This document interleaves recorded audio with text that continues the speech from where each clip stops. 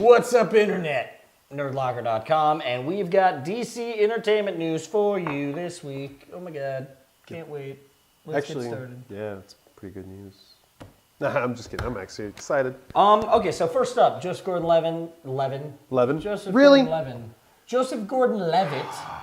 I feel stupid. I'm glad he doesn't watch this show, or else I'd feel so embarrassed.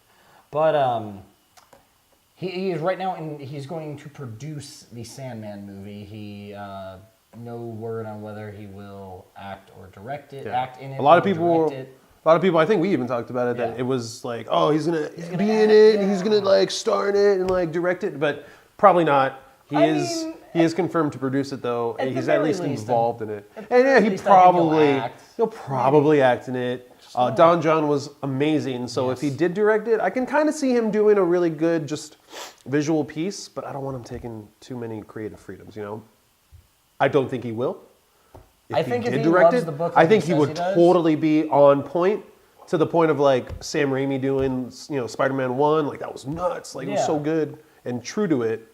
I think that'd be the same thing. So, I mean, let's just see what happens, but I think I'd rather have him direct it than actually star in it. Yeah, because crush every fangirl's dream, like that. Aha! Like Darkseid would. Yeah, something. But I think Don John, he did write in like. And I make out with Scarlett Johansson a bunch of times. I mean. And then she gets me hard a bunch of times. If you have that power, you might as well. But the next topic of discussion is a while back, The Rock tweeted about an upcoming DC project in 2015, and everyone's like, oh my god. This is pretty legit news. This is really legit news. Yeah, it's interesting. Because it has a lot of implications for a lot of other things. Yes. First, actually, let's squash this rumor that Jason Momoa is apparently Aquaman, or he makes a cameo in the next one. He's not.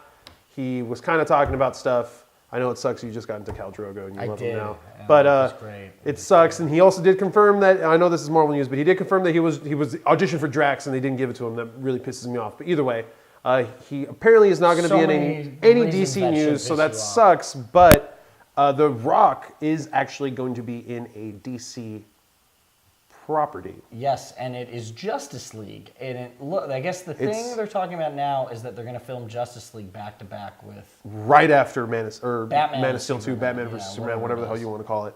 Yes. So, which is why we're hearing these casting rumors of the Flash and Green Lantern and all this and that and that and that. So they're saying that Batman vs Superman or Superman Bat, whatever the hell they're calling it, is going to end with this crazy intense cliffhanger, and then boom, the Justice League movie's going to come out. On paper, this sounds awesome. In reality, it might see what happens. Blow hard. I mean, I don't want to count anything out. Let's hope this is awesome. I hope this happens, and I hope it's good, and I'm interested to see who The Rock is going to play. Because, I mean... There's a few people I can see him being. Yeah. The Atom. He's going to be the Atom. He's Ray Palmer. You know what would be really freaking awesome? What? If he was Hawkman. Oh my god! He was Carter Hall. Oh, that would be the best! Like full on Carter Hall from, he's a curator. I'm picturing like Ed McGuinness drawn. Yeah, no, I mean, he would be like giant and stuff. Oh, but like, that would be he has the outstanding. anti-metal wings. He's not to whatever, I can't even think of the name right now. I'm so excited. You heard it here. If that somehow happens, he just called it. Like, he has the wings. He has the fake wings. Not like, oh, these are actually my wings. No. Fake wings. That would be outstanding. God, if it doesn't happen now, and I'm going to be mad at you for getting that idea. Anyways, moving on. All right, another cool piece of news. Something that I was very excited for, and now I'm this not one sucks. totally sure on. I thought you were talking about the other one. Oh, do you want to go to that first? The crappy one first. Okay. Fox is going to do Gotham, which originally we thought was going to be a Commissioner Gordon-centric crime procedure show like CSI or something like that. Send Gotham. Bearable. That sounds awesome, right? More bearable than CSI. But like Law and Order, but Gotham. Sounds awesome. And that sounds like Gotham how City the villains Police. became villains, and then they mentioned that young Bruce Wayne was going to be a regular on the show. Makes sense because he's a Gotham figure. Yeah. Before he leaves on his Jesus mission. And all that kind of stuff makes sense. Okay, well now it looks like it's going to be Bruce-centric, and that you're going to get to see a lot. It's supposed to take from the time Bruce is a child, and when they eventually end the show, say it makes it to 8 seasons or whatever, that he dons the cape, which makes zero sense because he's supposed to leave Gotham for like 12 years. Yeah. But anyways, worse than that, they're talking about involving different villains as growing up, not with, but knowing Bruce Wayne. Smallville. And they mean like... They're making it like Smallville. Oswald Cobblepot, which makes sense because they're both rich Gotham kids. That is the only one that makes sense. Selena Kyle, maybe. They mentioned Edward Nygma. Stretching it. Once again, now Stretching here we go. You ready for it to break?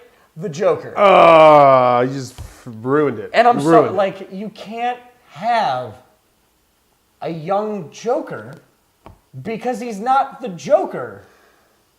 He's involved in... the other thing is he doesn't have an origin. He doesn't have a name. That's the only thing I'm going to say. I think that's where it should just kind of leave off, is if you give the Joker an origin, you're asking for too much trouble because it's like the best part about him. That's what makes the character. He doesn't even remember. Because you know everything about Batman. You know all his motives and all his procedures and everything that he does and why he does it. And the Joker does the opposite, and you don't know why. And that's awesome because he just doesn't care. He just does it. He's the opposite of Batman. You shouldn't know anything about him. He should be a complete mystery. The fact that he is a complete mystery to Batman of all people is what makes him the best. Exactly. So and I'm sorry, but you're going to have a little deranged kid on the show, and it's not going to make any sense because the Joker doesn't just wake up as a kid deranged. It's something that happens in his... The only person who I think has been able to fully give the Joker any sort of history prior to being the Joker is Alan Moore. That's like the only one that made sense. It was awesome. It was great. All the little things that played into it. Like, he's a comedian. Yeah, okay. Perfect for the Joker. Yeah. His life sucked. Perfect. Like, he went to crime and then the scarring of... Oh, my God. That was an awesome, awesome way to introduce it. Honest to God, you should be reading Scott Snyder's Zero Year right now because he does an awesome, loose Joker origin kind of. It's outstanding, but that's another one. Either way.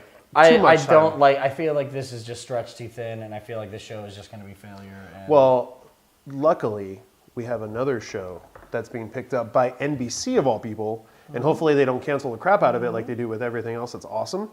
But Constantine is actually being picked up for a pilot.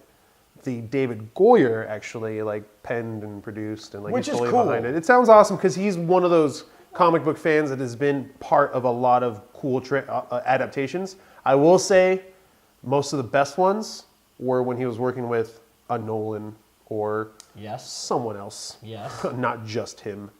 But so I'm excited. I love Blade. I love Batman. I love all those movies that he was a part of. So I love the Call of Duties he was a part of because he did those too. I just hope this is a good show. I hope it's well thought out. You know what's funny is getting to know Constantine better in the comics as I've gotten older and going back and watching the Keanu Reeves movie. I'm like, this is just not the character. It's a loose adaptation. It's anything prior to anything except the first X-Men, the first two X-Men and the first two Spider-Men before the Marvel movies started coming out. It's really hard. It's just, I take it with a grain of salt. It was a good movie. Absolutely. It's cool. Blade was its own thing, and it was cool. But I mean, they didn't have the cohesiveness. They weren't building. They weren't trying to make it something awesome. The thing that gives me hope for the Constantine show is honestly Hannibal on NBC because they do stuff on that show that actually made me uncomfortable to watch. So I'm thinking you can really get the true character that is Constantine. It's not Superman. So you can pretty much do whatever. Yeah, but I'm just saying, you can do a lot of darker stuff, obviously, because if you watch Hannibal, they do some stuff on that I'm just like... It's also awesome. I didn't even actually put this together, but they did Heroes, and Heroes was a DC adapted eventually, so it's kind of cool that they're kind of switching it around and whatnot. But either way, this sounds really awesome because just the implications of what could go on in a Constantine show, what they could build up, that's what I want to see in a kind of series universe. I want that connected to the DC cinematic universe. It's never going to happen probably. No, but it'd be cool. Keep my fingers crossed. Yeah. So let us know what you guys think. And who's wearing the beanie better? Let us know. I didn't know that was a thing. I wasn't prepared for this. Whatever. You're wearing a stupid beanie. Set it on all nice and stuff. It's all good. Either way, I know I did it. So just let us know in the comments below.